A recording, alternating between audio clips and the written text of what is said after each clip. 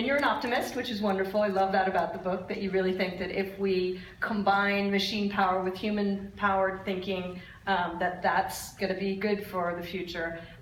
Can you just talk to us a little bit about how you frame your thinking around machine learning and AI, artificial intelligence? The idea behind the book was to combine a few things. One is it was my personal story. It's being part of this human-machine competition and what I learned from that. Another one was the story, it's a history of human-machine relations. And I thought it would be important to write it in just plain language, explaining that it's a natural progress. And you have to demystify that, because there's so much panic based on this dystopian vision from Hollywood, the Terminator, the Matrix. Let's slow down, just make sure that we look at the problem objectively.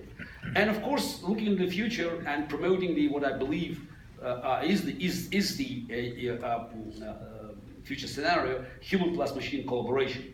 And that was the outcome of my matches with Deep Blue, when I just realized you can't beat them, join them.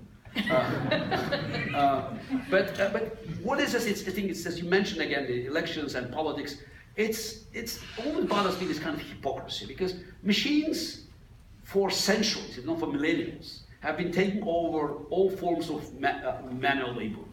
Now, when machines were taking over jobs from, you name it, manufacturing jobs, that's natural. Now, the only difference is machines coming after people with college degrees, political influence, and Twitter accounts. And then suddenly it's a big story. But again, in a history timeline, it's just a leap forward. And we just have to realize that many, I would say, more menial aspects of cognition will be taken over by the machines. Now, of course, it's fear. Oh, what are we going to do? There's still so much room for us to apply our creativity when machine intelligence and human creativity begins. That's the subtitle of the book. Because what I learned, and I could try to put it in just in kind of formula. Anything that we do, and we know how we do this, machines will do better. Mm-hmm. Now, the emphasis is on we know how we do. There's so much that you can program. Codify. Something that you can codify and send to the machine. Now, there's so much we are doing without knowing how we do that. And it's not just simply emotional things. It's a lot of decisions were made based on like a parallel tracks. It's a multi-layer decisions, and machines always know the odds, but they will not be able to make decisions because they will have to compare incompatible things. Recently I just thought about I had a speech in Amsterdam about 10 days ago for a bunch of AI experts, and I wanted to come up with something that's like a vivid example. And I thought, do you all remember The Empire Strikes Back? The moment when Han Solo was bringing his spaceship into the asteroid field, trying to escape from the Imperial fleet. And C-3PO tells him in panic, the chances of surviving in the asteroid field, 3,720 to 1. And the response, never tell me the odds. No, it's a very important moment, because machine was right. The chances of surviving were slim to none. But machine couldn't realize that the chances of not getting there were even less, because you will be caught and then killed, or even worse. So many things that's for machines, knowing the odds and making precise calculation of the chance of success. Machines will never give you the right advice, and that means we still have room to cooperate, collaborate, and make most efficient decisions.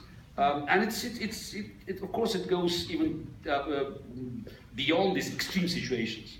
So then, in many cases, for instance, you are in the store and you want to buy something, and it's off your budget. It's too expensive.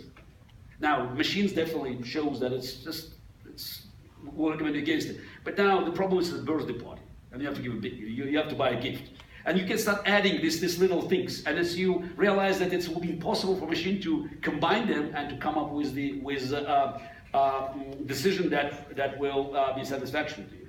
I'm just having a dream that 20, 25 years ago, hope I'll be around to see it. I'm sure our kids, grandchildren will be sitting here saying, oh, these stupid people, they were driving cars. Look at the statistics, the greatest cause of death. Now we all drive those cars, what will happen? By the way, no matter what we think about it, it's going to happen.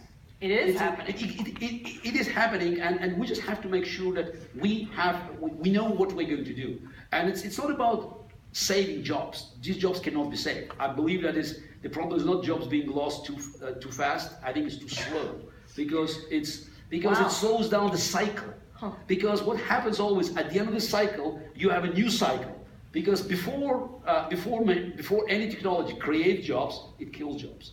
So if you slow down this part of the cycle, you will prevent it starting a new cycle of economic growth and possibly creating new sustainable jobs. Now we have to take care about people, because a lot of people they have great difficulty, especially my age or older, we have great difficulty of adjusting. So you just have to find out how to generate enough income and enough opportunities to make sure these people will find their spot, because again, it's going to happen. And trying to slow down just makes it more painful. You're listening to the Commonwealth Club of California program, and our guest today is Russian human rights activist and former world chess champion Garry Kasparov. I'm Holly